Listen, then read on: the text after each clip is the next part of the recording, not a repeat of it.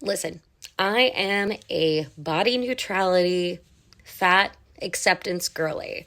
And I will be the first person to say, whatever your journey is with your body, whatever you need to do to make yourself feel better, that is your own choices, and that it is not my job to police whatever you need to do to make your health better, your mental health, the way that you navigate the world.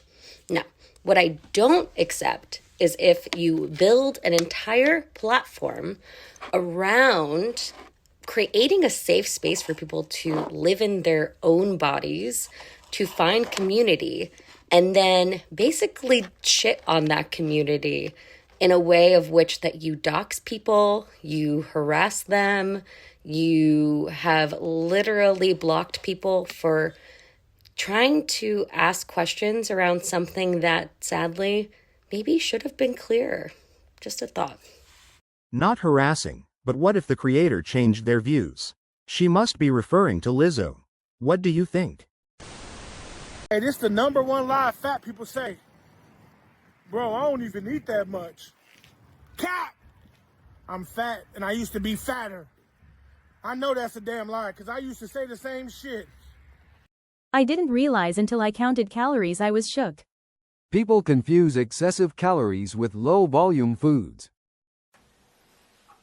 Hi besties, I am the woman who doesn't love herself, but also doesn't hate herself. And if your first instinct is to reassure me that I should love myself, can I ask you why? What if loving yourself is just unattainable for some people? We live in a society that literally tells us not to love ourselves based on the way we look. And even the people that look like they love themselves don't. It seems like an insane amount of pressure. I'm tired of trying to force my way into a standard that was never meant for me in the first place. And I've hated myself for a lot longer than I'm learning to value myself. Where do we go from here? Are we dismantling the patriarchy? Stick it to the man.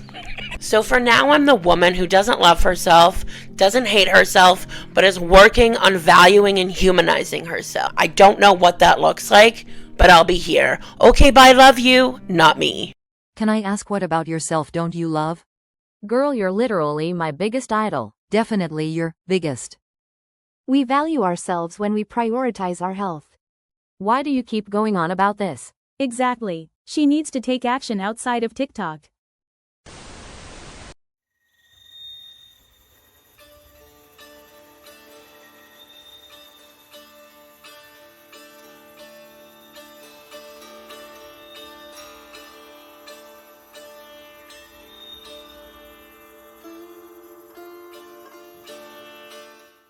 Fact, we lived in Indonesia and they were brutally honest. One time in a store they straight up once said to my husband, "We don't make King Kong size here. Asia is not for beginners." This guy literally comes up to me and he goes, "Wow, you are beautiful. Like, are you married? Do you want a boyfriend?" And I literally was like, "Yeah, I'm married." I literally lied. Like, what do you say in a situation like that? Like, I don't know. So it's just easier to be like, "Yeah, I'm married," because I'm telling you, in the past, I've been like, "Oh, I have a girlfriend." And like a guy will be like, "Oh, I could change your mind. Like, I'm better than a girl." And I'm just like, ew, like that's so gross. It was just a lot easier. I'm glad that he asked, like, "Are you married?" So I could just be like, "Yeah, I am." But thank you for the compliment. Me making up scenarios before I fall asleep. This totally happened, guys. Delusion's final boss. So she doesn't dream only about food? Yeah, hello? Oh, I just want to come and have a conversation with you. Obviously, you know we've just had Halloween. Well, my son came to your house and he was giving me very expensive chocolates, Ferrero Rochers, and I would like to say I'm a bit annoyed about them. Beg your pardon? He's 8. He came round here. He was very excited to receive these. I don't let him have all the chocolate because that's very unhealthy. I've just gone and opened these up to test them, and well, it's a Brussels sprout. One. I've opened up another. Yeah, I love the roll Brussels sprouts. What? Do you think this is funny? Oh yeah, it's hilarious, love. Halloween is trick or treat. He can either get a treat or he got tricked. He is 8 years old. Yeah! No, No, I don't see how this is funny. I am pissed off because my son is crying. He was very happy about these. These are his favourite chocolate, and you have just gone to go and sweep that for him. Well, your son needs to eat some Brussels sprouts, love, doesn't he? This is not funny. It's hilarious. How is this hilarious? He was expecting Ferrero Rochers, not this. Well, yeah, well, it's better for him. It's better for him, you know. They really are, all these. Yeah, they're all Brussels sprouts. I should be giving a thank you, you know, because your son, yeah, your little pokey son, yeah, he's been going all around the houses, yeah, asking for sweets, yeah, and I gave him vegetables. She's mad because she wanted the chocolate. To test them, sure you were lol. Hannah, you've lost weight. I'm so happy to see that you're finally looking after yourself and that you're showing yourself the love that you deserve. Well, you think this is coming from a place of love? Well, that's interesting because let me just open my brain up for you so you can have a look inside. I'm doing this from a place of fucking hatred. I hate myself. And when you think about it, how could I not?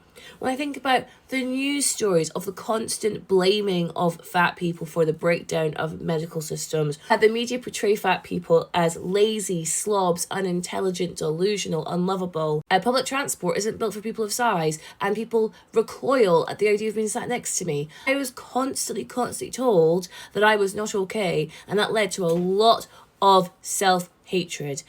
And then my GP suggested I go on a replacement shake diet, which means I'm probably getting around, I don't know, maybe 1,000 calories a day. I actually don't know. So I'm losing weight really, really quickly. But all I'm doing is thinking about food all the time. And I'm in this really weird kind of space of who the fuck am I? Because I can't eat properly. I can't go out with my friends and eat dinner with them because I have to have this replacement shake diet because my number one goal has to be to lose weight. But I'm missing out on social occasions. I'm missing out on birthdays. But people keep telling me how good I look. It's very confusing. Wow, that's a lot. I hadn't really thought of it that way. But at least you'll be healthier, right?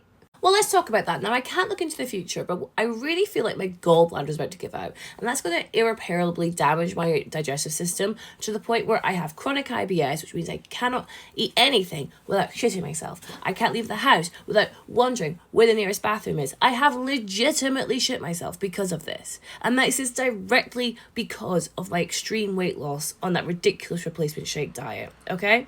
My relationship with food is warped. My relationship with myself is warped because when I was trying to shrink myself with starving myself, I was given all these compliments, but now I'm gaining the weight back. The compliments have stopped and I feel like I'm not worth anything in anyone's eyes anymore. So I'm trying to find a different way of learning to be at peace with myself. So when I really think about it, was the 2 years worth of weight loss really worth all of these years of eating disorder and mental health and physical health and body image issues? Yeah, no, I don't think it was.